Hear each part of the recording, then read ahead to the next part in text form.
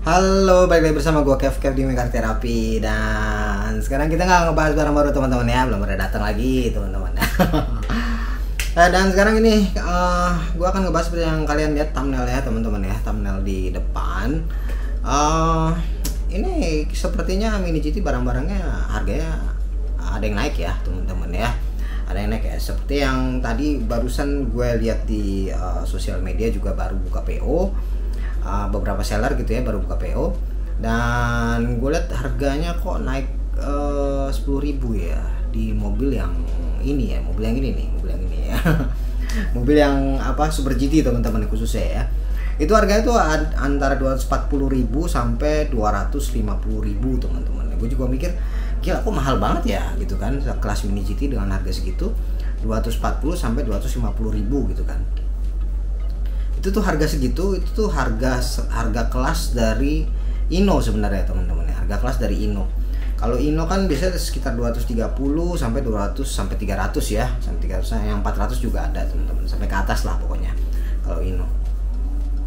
Tapi pas gue liat Mini GT yang ini nih ya, yang Super GT yang ini, kok harganya lama-lama makin gila ya harganya ya. Walaupun memang gua tahu itu memang official license dari Super GT juga memang ya, jadi dia bekerja sama dengan Super GT untuk mengeluarkan mobil tersebut ya. Tapi gua rasa sih harganya cukup agak kemahalan ya dengan harga segitu teman-teman ya, 240 sampai 250 teman-teman. Jadi cukup gawat sih harganya ya, harga segitu ya teman-teman ya. Mini GT dengan harga standar segitu, dan apakah pasarnya nanti ada apa enggak gue juga nggak tahu ya. Tetapi kalau menurut gue pribadi ya, Mini GT dengan harga segitu cukup kemahalan teman-teman ya, agak lumayan mahal. Jadi tadi gue juga pun mencoba lihat ya, apakah gue akan PO apa enggak gitu ya untuk yang versi Super GT ini teman-teman ya, karena harganya segitu. Dan itu semuanya 4 mobil itu, ada mobilnya ada 4 yang keluar ya. Dua Nissan Z, tiga Nissan Z ya kalau nggak salah ya, sama 1 NSX ya kalau nggak salah teman-teman ya.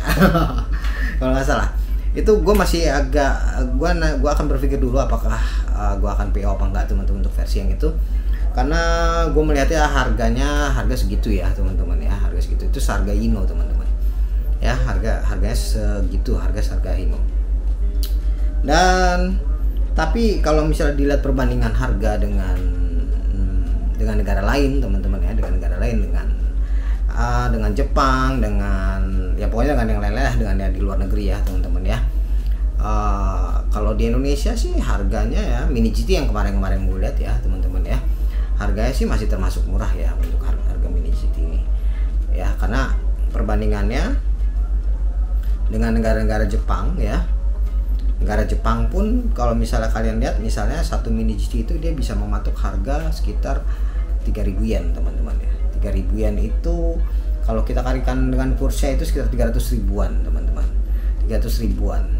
Jadi sekitar segitu untuk satu Mini GT yang versi box ya, yang versi box teman-teman. Tapi kalau untuk yang versi blister, nah ini mungkin lebih lagi nih ya, apalagi yang Super GT kayak gini ya.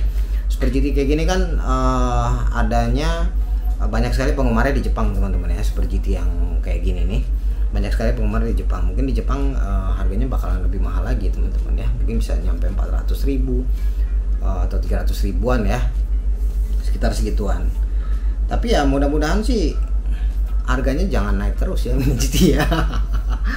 Karena jujur aja nggak sesuai dengan kedetailannya. Kalau misalnya harganya makin naik terus ya, harganya makin naik terus tuh itu nggak sesuai dengan kedetailannya. Kenapa gue bilang? Karena saingannya ada Ino, ada Popres, ada apa lagi macam-macam ya, ada Tarmac juga ya kan. Itu harganya tuh mirip-mirip dengan seharga, misalnya seharga 200.000 gitu ya. Harganya mirip-mirip dengan Ino dan sekelasnya ya teman-teman.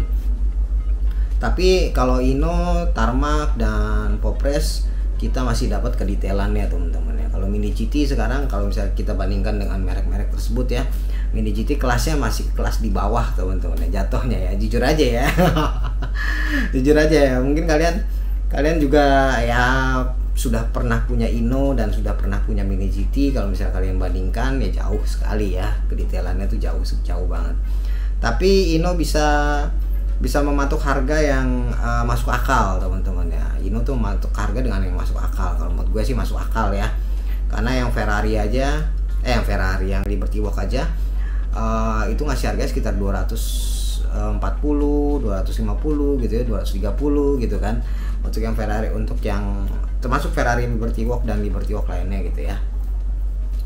Tapi untuk yang versi ya ini Super GT ini, gue juga nggak tahu nih apakah ini memang ada spesial khusus ya gitu untuk Super GT ini.